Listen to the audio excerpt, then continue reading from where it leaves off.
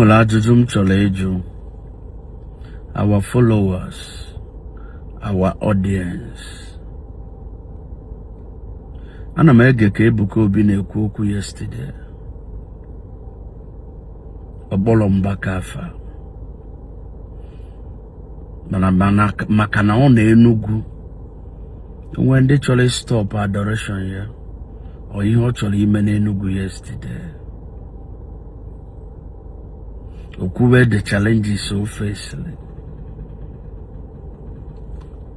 Ka o kwuchara ya na m ege na-enene ka mmụọ ebe ọ ga-asị na onye kwụsịrị ya wụ Fada Mbaka. Na Mbaka chọrọ ịkwụsị ya, ya ji gbawazi ma governors ma senators.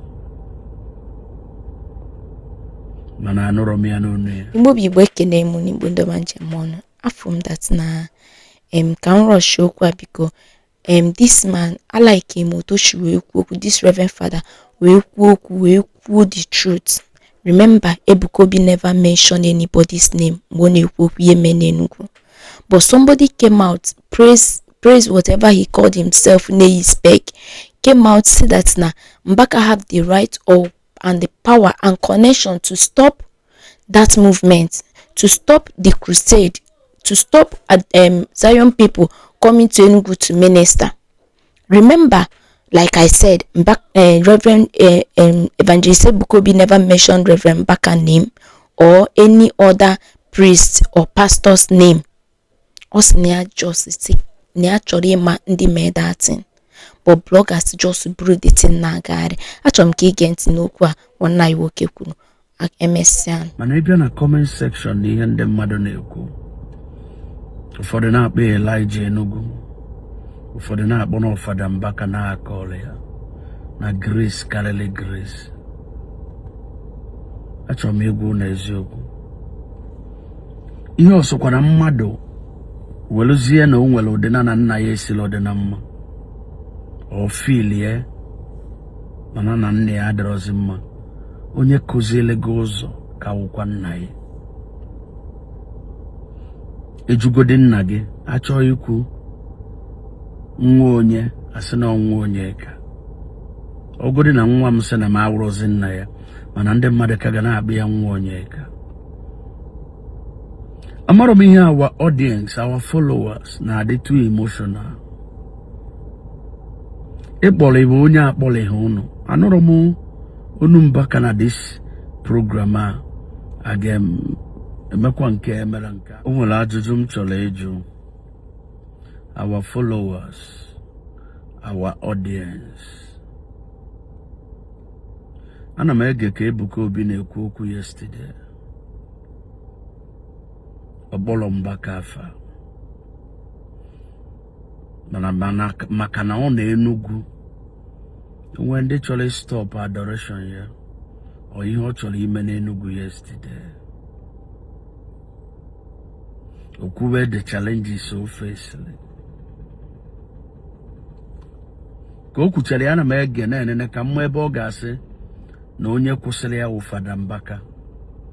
Na Mbaka chọrọ ịkwụsị ya, ya ji gbawazi ma governors ma senators. Mana anụrụ m ya n'onu ya. Mana ịbịa na comment section na ihe ndị mmadụ na-ekwu. Ụfọdụ na-akpọ Elijah Enugu. Ụfọdụ na-akpọ na Fada Mbaka na-akọrọ ya na grace karịrị grace. Achọrọ m egwu na eziokwu. Ihe ọsọkwa na mmadụ weluzie na o nwere ụdịna na nna ya esila ọdịna mma. O filie mana na nne ya adịrọzi mma. Onye kụziele gị ụzọ ka wụkwa nna ya. Ejugodi nna gị achọghị ikwu nwa onye asị na nwa onye ka. Ogodi na nwa m sị na m awụrụzi nna ya, mana ndị mmadụ ka ga na-akpọ ya nwa onye ka. Amara m ihe our audience, our followers na-adị too emotional. Ịkpọrọ ibe onye akpọrọ ihe unu. Anụrụ m onu Mbaka na this program a emekwa nke emere nke. Anụbere m onye nụrụ na osendere m. Ka ekunu ji esi jidezi Mbaka na-ekwu na ọya nwa chọrọ ịkwụsị the program enwe n'Enugu. My little advice to Evangelist Ebuka Obi. Ọwụrụ na nwo gị nwa. Ama na na-eche ka anụ osima osirom. Mmecha program n'Enugu anaghachi mazụ Lagos ebe nọ. Because ihe ndị mmadụ chọrọ ịnụ ka ị gwara ha. Akụkọ niile ahụ ịkọrọ ha emotional aka nkụ. Akụkọ binie amụnye social media ọkụ. What of if tomorrow gị nwa na-asị Elijah Enugu na Grace Kalele onye nke a na no, at the end they verify ya ọwụrụ na osiro n'aka Mbaka. You can withdraw your word. I will be a Christian. I love Reverend Father Ejike CAMELLOS MBAKA. I admire his grace. From the beginning, I love Gomu Mbaka for 25 years now.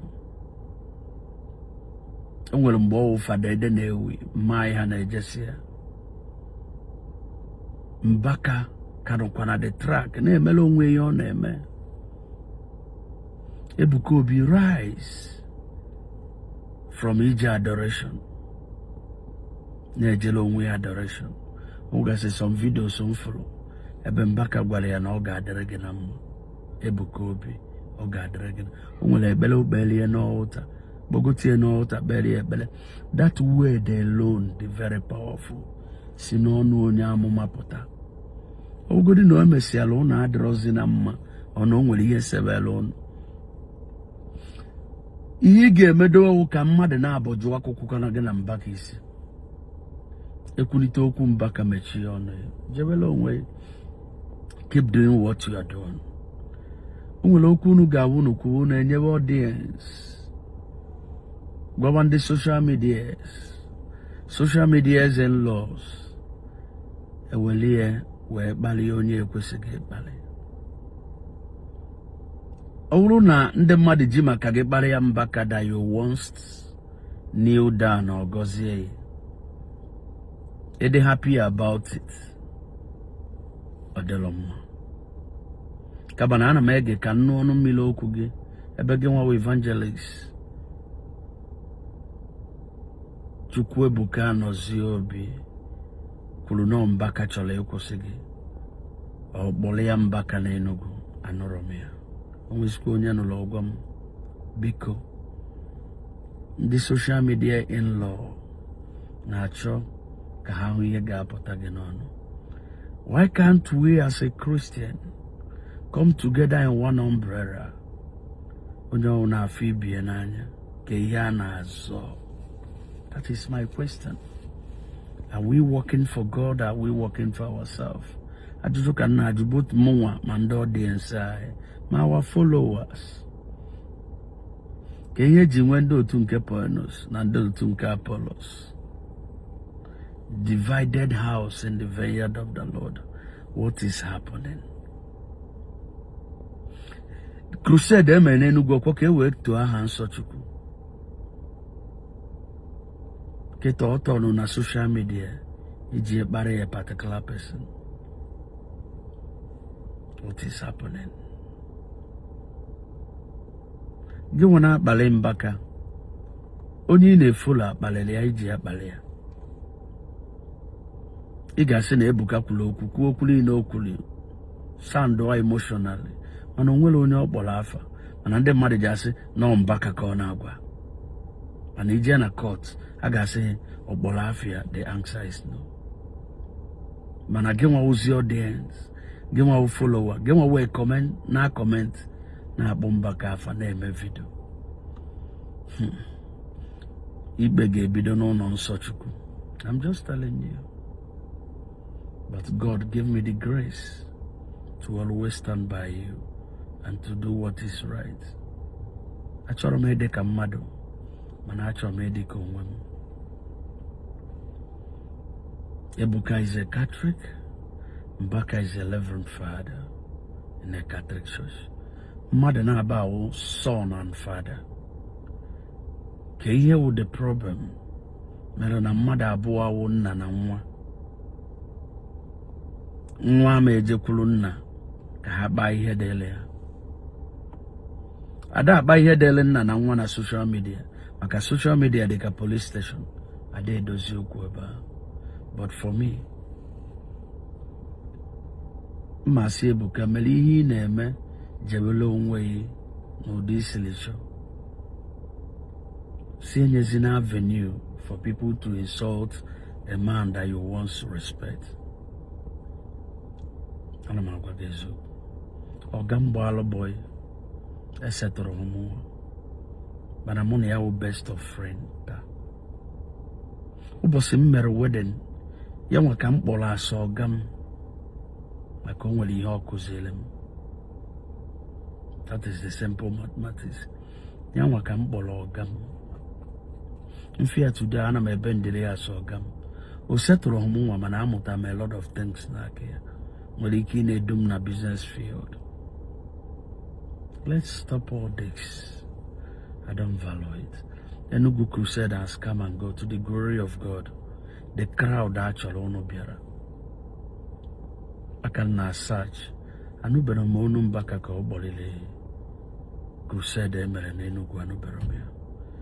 Ebuka Obi anukwuru m ka obolo na mbaka chọrọ ekwusi ya. Ka ihe gị nwa na comment na gị nwa na chess crowd ji agboro mbaka afọ. Nenekwe ka nwere ike ịgwa nwe mana ihe niile awụ Katọlik, ihe niile awụ ndị Igbo, ihe niile awụ ụmụnne. Nwa ama ejekwu nna nwee ndị o ji abụ ka ekwu okwu round table ka enwee peace. Enigwe ka a na-ejekwa ọnwụ Enugu. After crowd Mbaka nwere, after crowd Ebuka nwere. Ọ na ụnụ abụọ enweghị ike isetụ ụmụ differences unu. Egwu na-atụkwa m. Enigwe a ga-ejekwu ya eje maka okwu ekwusara ṅụọ ihe.